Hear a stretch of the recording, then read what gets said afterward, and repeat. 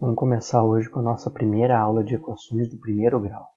Esse tópico eu dividi em duas aulas e a primeira aula tem o intuito de mostrar para vocês o que é uma equação do primeiro grau e como modelar as equações do primeiro grau a partir de situações problema. Então, basicamente, o que nós vamos aprender nesta aula? O que são as equações do primeiro grau, como eu disse, como modelar problemas utilizando equações do primeiro grau e os elementos de uma equação do primeiro grau. Vamos ver só a parte básica ali dessas equações, que também é o assunto das expressões algébricas. Então, uma equação do primeiro grau nada mais é do que uma expressão algébrica. Então, o que são equações de primeiro grau? Para entender a origem de uma equação, nós devemos antes entender de onde surgiu a necessidade desse conteúdo prático. Então, vamos imaginar a seguinte situação. Carlos juntou a mesada de 3 meses para comprar um brinquedo de R$60. Qual é o valor da mesada dele?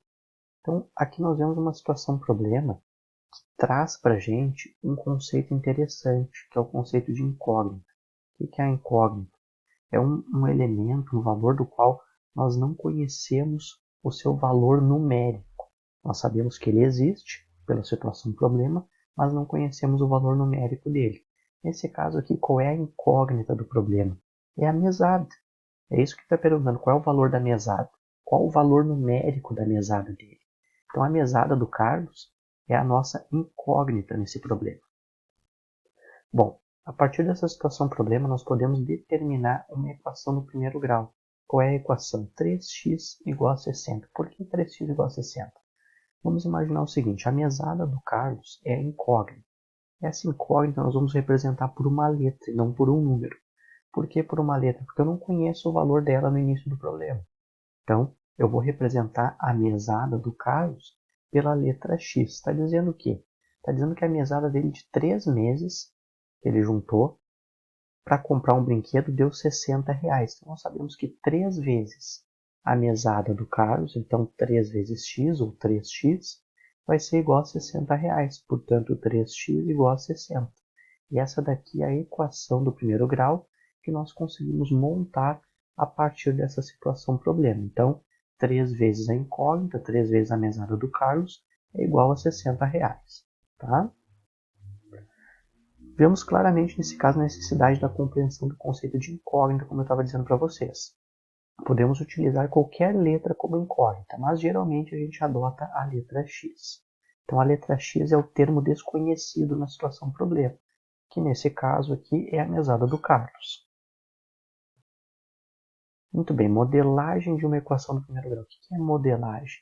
Modelar é tu pegar, a partir de uma situação-problema, os dados dele e transformar isso para a linguagem matemática. Vamos fazer uma tradução, como se eu pegasse um texto, por exemplo, em inglês e traduzisse ele para o português. Aqui nós estamos pegando um texto em português e estamos traduzindo para a linguagem matemática. É isso que nós estamos fazendo.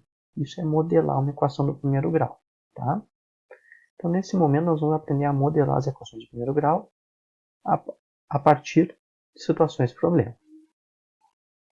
Então, olha os exemplos aqui. Ó. Um número mais 5 é igual a 13. Percebam que aqui nós temos uma incógnita. Qual é a incógnita? Quem é o x aqui? É esse número desconhecido. Ó. Eu não sei quanto vale esse número. Até posso fazer o cálculo de cabeça, mas a princípio eu não sei qual é o valor dele. Mas eu sei que esse número mais 5 é igual a 13. Então, como é que eu vou montar uma equação a partir disso? Da seguinte forma, ó. Um número, que é x, mais 5 é igual a 13. X mais 5 igual a 13. Exemplo 2. O triplo de um número menos 10 é igual a 2. Bom, agora eu não estou falando de um número, estou falando do triplo desse número menos 10 igual a 2. Quem é a incógnita aqui? Quem é o x? Continua sendo esse número desconhecido. O que eu sei desse número desconhecido? Eu sei que o triplo dele, então, ó, o triplo do número 3x menos 10 vai ser igual a 2. Portanto, 3x menos 10 igual a 2. Ó, o triplo do número 3x menos 10 igual a 2. Percebam que nesse primeiro momento nós não estamos nos preocupando em resolver essas equações. O que eu quero dizer com isso? Eu não estou perguntando para vocês qual é o valor de x. Eu só estou pedindo para vocês montarem a equação. Na próxima aula de equações eu vou ensinar vocês a resolver essas equações e encontrar o valor de x. Embora alguns de vocês, eu tenho certeza que já tenham conseguido determinar o valor do x nesse problema e nesse problema aqui, só fazendo um cálculo mental. Mas tudo bem, tem técnicas para resolver essas equações e nem todas as equações são tão simples assim de resolver. Por isso nós vamos deixar para a próxima aula e por enquanto vamos nos preocupar somente em modelar a equação a partir da situação problema. Olha o exemplo 3 aqui. Ó. A metade de um número subtraído de 5 é igual a 8. E agora, como é que eu vou apresentar, como é que eu vou representar, melhor dizendo, a metade do número? Tem uma maneira de representar isso, tá? Olha só, percebam que o triplo do número eu fiz 3 vezes x, 3x. E a metade do número, o que é metade? Metade é uma divisão, né? Metade é pegar alguma coisa e dividir em duas partes, isso que é metade. Então o que eu tenho que fazer com esse número aqui, com essa minha incógnita? Eu tenho que dividir ela em duas partes. Como é que eu represento uma divisão por 2? Será que eu vou colocar aquela chavezinha da divisão aqui? Não, tá, pessoal? Nas equações, nas expressões algébricas, a gente sempre representa uma divisão em forma de fração. Então aqui, ó, a metade do número vai ser x sobre 2, x meios, que é a mesma coisa do que x dividido por 2, tá? Então olha aqui, ó, a metade de um número subtraído de 5, o que é subtraído? Subtraído é menos, né? Então, x sobre 2 menos 5 é igual a 8. A metade de um número subtraído de 5 é igual a 8. Olha só o quarto exemplo. Isso daqui é um pouquinho mais difícil de entender, mas olha só. A soma de um número com seu antecessor é igual a 49. Bom, primeiro a gente tem que saber o que é antecessor, né? Antecessor de um número é o que antecede, é o que vem antes. Então, vamos pegar um exemplo aqui, ó. Quem é o antecessor do 12? O antecessor do 12 é o 11. Por quê? Porque 12 menos 1 dá 11. O que vem antes do 12, imediatamente antes, é o 11. Então, ele é o antecessor do 12. Quem é o antecessor do 9? Bom, o antecessor do 9 é o 9 menos 1, que é o 8. Quem é o antecessor do 20? É o 20 menos 1, que é o 19. Então, o antecessor é um númerozinho antes, né? Só que qual é o problema? O problema é que aqui, pessoal, eu não sei qual é esse número. Esse número aqui é o x. Eu não sei quanto ele vale. Ele é a incógnita do meu problema. Então, como é que eu vou saber quem é o antecessor dele? Eu sei que o antecessor do 12 é o 11 porque eu conheço o 12. Eu sei que o antecessor do 9 é o 8 porque eu conheço o 9. Agora, se eu não conheço o número, como é que eu represento o antecessor dele? Dessa forma aqui, ó, o número vai ser x e o antecessor dele, eu não sei quanto vale o antecessor, mas eu sei que é x menos 1, que nem eu fiz aqui, ó.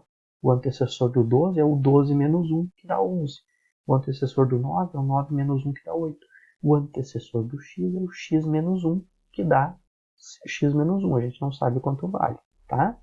Então, como é que a gente vai montar a equação a partir disso? A soma de um número com seu antecessor. Então, eu estou pegando o número x e estou somando com o antecessor dele, que é o x menos 1, e o resultado deu 49. Como é que vai ficar isso, então? X, que é o número, mais o antecessor dele, que é x menos 1, é igual a 49. Então, x mais x menos 1 é igual a 49.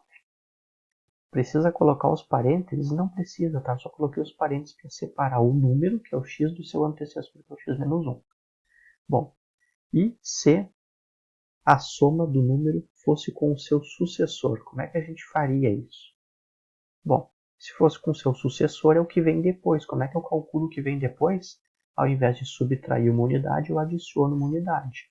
Então, a soma do número com o seu sucessor vai ser x mais 1. Se no caso fosse 49, né, seria igual a 49. Então, a soma do número com o seu antecessor, aqui, ó, x mais x menos 1, e a soma do número com o seu sucessor, x mais 1, tá bom? Um pouquinho chato de ver isso, mas não é muito difícil, né? Então, resumindo, ó, o número, sempre que tiver no problema um número, ele vai ser o x, vai ser a nossa incógnita. O dobro, o triplo, o quádruplo, o quíntuplo, o sextuplo de um número serão 2x, 3x, 4x, 5x, 6x, respectivamente. Né? O dobro é 2x, o triplo 3x, o quádruplo 4x e assim por diante. Tá? Sempre multiplicando o x por algum fator. O 2, o 3, o 4 e assim por diante. A metade, a terça parte, a quarta parte, a quinta parte, a sexta parte de um número serão x sobre 2, x sobre 3, x sobre 4, x sobre 5, x sobre 6. Tá? A sétima parte, x sobre 7. A décima parte, x sobre 10. E assim por diante. Quando a gente fala em parte, a gente está sempre dividindo. Por isso é uma fração. Tá bom? Podemos juntar as duas ideias anteriores também. O que eu quero dizer com isso? Eu posso ter o dobro da terça parte de um número. Bom, como é que eu faço o dobro da terça parte? O dobro do número é 2x. E a terça parte é só dividir por 3. Então fica 2x sobre 3. Poderia dizer também o seguinte, o quíntuplo da metade de um número. Como é que ficaria o quíntuplo da metade? 5x sobre 2. Tá? Eu posso juntar as duas ideias aqui, da multiplicação e da divisão. Podemos também montar uma equação um pouco maior.